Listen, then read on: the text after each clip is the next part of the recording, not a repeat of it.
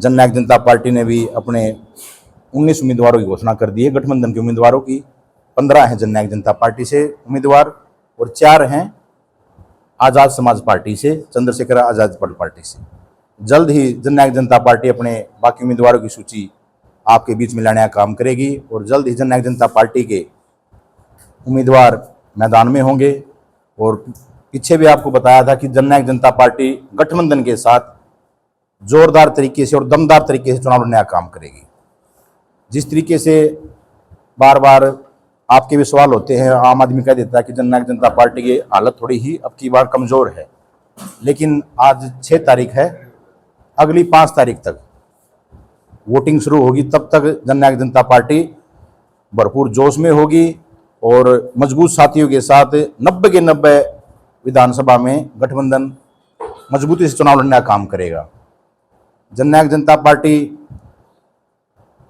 छोटे दल हैं, जो भी क्षेत्रीय दल हैं हरियाणा में, उनसे संपर्क में है और जल्द ही हमारे नए साथी हमसे जुड़ने का काम करेंगे और इस गठबंधन को हम महागठबंधन बनाने का काम करेंगे।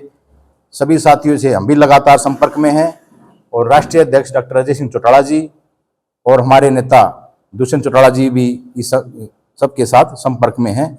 जल्द ही रोहतक में भी आपको ऐसा धमाका करके दिखाएंगे कि आप लोग भी कहोगे कि जननायक जनता पार्टी ने कमाल कर दिया। जननायक जनता पार्टी कलोई विधानसभा हो, कलानौर हो, रोहतक विधानसभा हो या महम हो, इन चारों विधानसभा में दमदार तरीके और दमदार नेतृत्व के साथ चुनाव लड़ने का काम करेगी और जनता के बीच में जाके वोट मांगने का काम करेगी और आशीर्वाद लेने का काम करेगी। तो रोहतक की सीट कब तक हो जाएगी? रोहतक की सीट संभावित है हम सोमवार या मंगलवार तक होने का काम होगा। अभी हम बताया आपको कि हम महागठबंधन करने की तैयारी में हैं। इस गठबंधन में और कौन शामिल होने की संभावना? देखिए, वो तो कोशिश प्रयास जारी है। हमारा टारगेट ये है, जैसे ताऊ देवीलाल ने एक बार महागठबंधन बनाया था कांग्रेस को यहाँ से हरियाणा से खदेड़ने के लिए, उसी तरीके से दुष्यंत चौटाला जी का भी विजन है कांग्रेस और बीजेपी को मुंह तोड़ जवाब देने के लिए महागठबंधन की तैयारी में है। गठबंधन में हम चंद्रशेखर आज़ाद जी हैं, नौजवान नेता हैं, दुष्यंत जी की उम्र के हैं, परिपक्व नेता हैं और एससी समाज के एक मजबूत नेतृत्व है, मजबूत नेता हैं। सीट कितनी मांगी उन्होंने? आज आज़ाद समाज पार्टी को हमने 20 सीट देने का काम किया है, बाकी 70 पे जननायक जनता पार्टी चुनाव लड़ने का काम करेगी। लेकिन पिछले 3 से 4 दिन के अंदर और खासकर कल से बहुत मजबूत नेता भारतीय जनता पार्टी की और कांग्रेस के, आम आदमी पार्टी के हमारे संपर्क में हैं। हमने भी उनको ऑफर किया है, भाई आप आओ, हमारी विचारधारा के आप हो, इस महागठबंधन में आप हमारे साझेदार बनो, हम महागठबंधन करके बीजेपी और कांग्रेस को मुंह तोड़ जवाब देने का काम करेंगे। अच्छा डॉक्टर साहब, जो टिकट मिलने से नाराज है बीजेपी और कांग्रेस जी, क्या ऐसे नेताओं पर भी निगाह है पार्टी? बिल्कुल है जी। जो मजबूत हैं, जो मजबूत नेतृत्व के नेता हैं और जो हमारी कार्यशैली और हमारे संगठन से मेल मिलाप खाते हैं, उनके हम बिल्कुल संपर्क में हैं और उन्होंने भी हमसे संपर्क किया है और हमने भी दुष्यंत जी से अवगत करवाया है कि इस तरीके के नेता हमारे संपर्क में हैं। अगर संगठन इसको मजबूत मानता हो तो इनको मौका देने का काम किया जाए, पार्टी में शामिल होने के लिए करवाया जाए। और कई नेता आज दुष्यंत जी के द्वारा जननायक जनता पार्टी ज्वाइन करेंगे। नहीं, अगर वो नेता टिकट मांगेंगे तो फिर आपके नेता नाराज नहीं? आप तो वही, आपके पास नेता नहीं है क्या? नहीं, हमारे पास नेता है, कोई दिक्कत नहीं है। सभी विधानसभा पे जननायक जनता पार्टी के 90 के 90 उम्मीदवार हैं। हमने भी रोहतक की बात करूं तो चारों विधानसभा पे हमारे 6-6, 7-7 प्रत्याशी हैं संभावित, हमने लिस्ट भेज रखी है। ठीक है, आपने जो सवाल पूछा है उसके बारे में, कोई मजबूत नेता होगा, कोई मजबूत आदमी है और पार्टी में शामिल होना चाहता है और पार्टी की विचारधारा से मेल मिलाप खाता है, तो उसको जननायक जनता पार्टी 100% टिकट देने का काम करेगी और पूरा संगठन तन मन धन से उस साथी मदद करने का काम करेगा। तो भूपेंद्र सिंह हुड्डा गढ़ आप कह रहे हैं बड़े बड़े, तो यहाँ तो गुंजाइश नहीं होती। देखिए, भूपेंद्र सिंह हुड्डा गढ़ तो नहीं कह सकते, गढ़ तो आप लोग हो या जनता है, उन्होंने आशीर्वाद देना है। अगर गढ़ होता तो 2019 में दीपेंद्र नहीं हारता, जिस गढ़ की बात कर रहे हो आप। ठीक है, जनता समय समय पे ताऊ देवीलाल जी भी आ रहे हैं, ओम प्रकाश चौटाला जी भी आ रहे हैं, भजनलाल जी भी आ रहे हैं, बंसीलाल जी भी आ रहे हैं। गढ़ किसी का नहीं है, गढ़ है जनता का। और जैसे आपने किलोई विधानसभा का जिक्र किया है, बहुत जल्द एक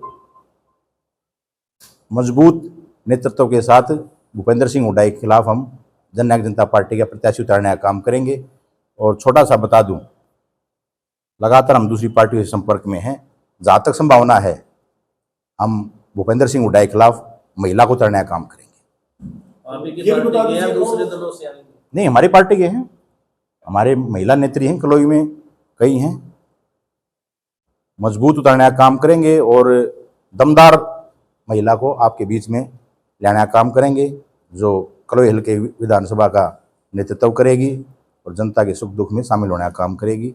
और इतना और बता देता हूँ, भूपेंद्र सिंह हुड्डा के बहुत ही करीबी हैं वो।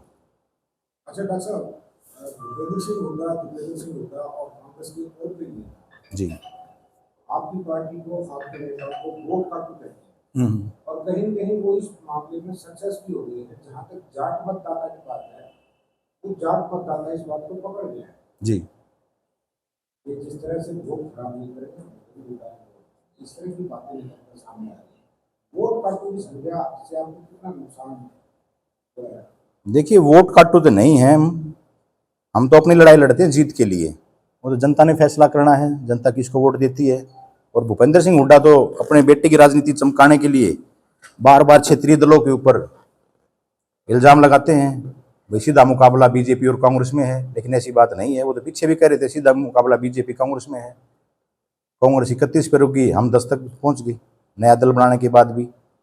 और जहाँ तक आपने हरियाणा का इतिहास देखा है, हरियाणा बनने के बाद और आज तक आप देखो, क्षेत्रीय दलों ने बड़ी अहम भूमिका निभाई है। और आने वाले समय में भी जननायक जनता पार्टी ले लो या कोई और क्षेत्रीय दल ले लो, 2024 का विधानसभा का जो चुनाव होगा उसमें अहम भूमिका निभाने का काम करेगी। और जननायक जनता पार्टी के बिना किसी भी सरकार नहीं बनेगी।